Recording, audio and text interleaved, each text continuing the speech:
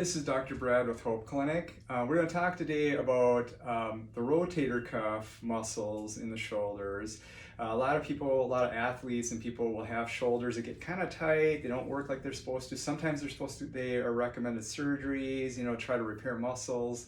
There is basically rotator cuff injuries. They start with what we call the supraspinatus muscle.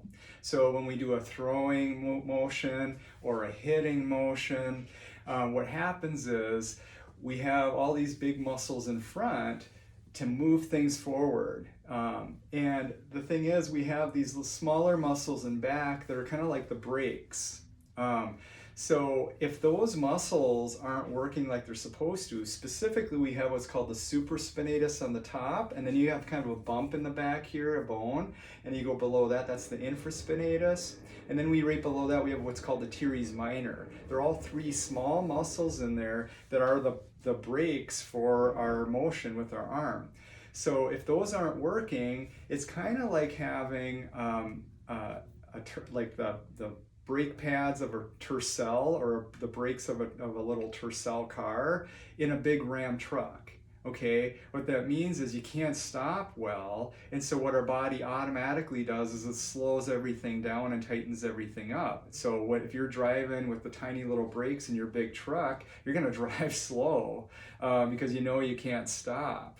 Okay, so that's another thing that bodybuilders will run into is if they can't build their deltoids, a lot of times it's because these muscles back here are not working. They're not awake. If you've ever seen an older person, usually it's an older person, where they have a pillow under their arm and they have their arm in a sling and they're holding it like this, that's the supraspinatus muscle. It got torn because it's a small muscle. Okay, because it wasn't working like it's supposed to. So we're going to give you some exercises here that actually you can do at home to actually wake up those muscles and get the mobility back, and actually will build your deltoids in time too, so they're strong like they're supposed to be.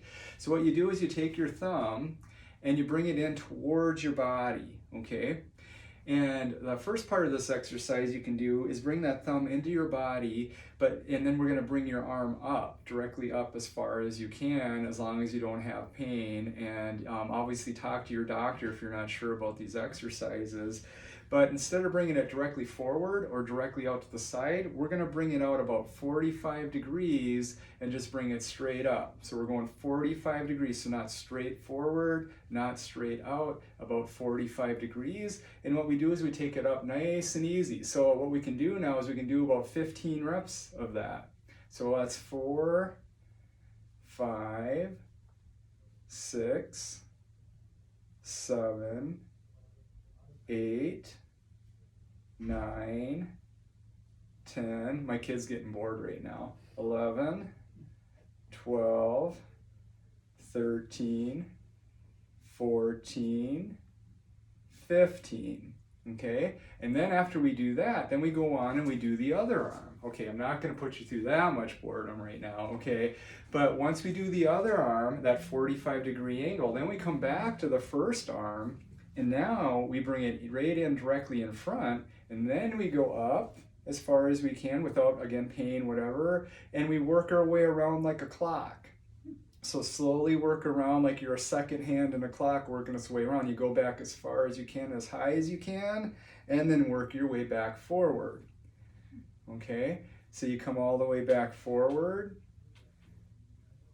and then once you're done with that, then go back to the other side again and work your way around, okay?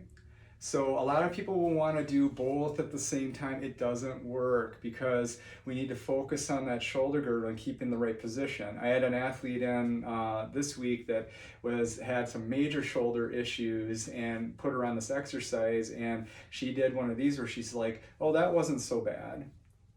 Well, she was bringing the thumb up. Okay, and as soon as we had her keep it down, then she's like, oh yeah, I can see where those muscles aren't working. So if we can get those brakes working, the supraspinatus, infraspinatus, and teres minor muscles working, then all of a sudden the rest of the shoulder girdle can work more like it's supposed to.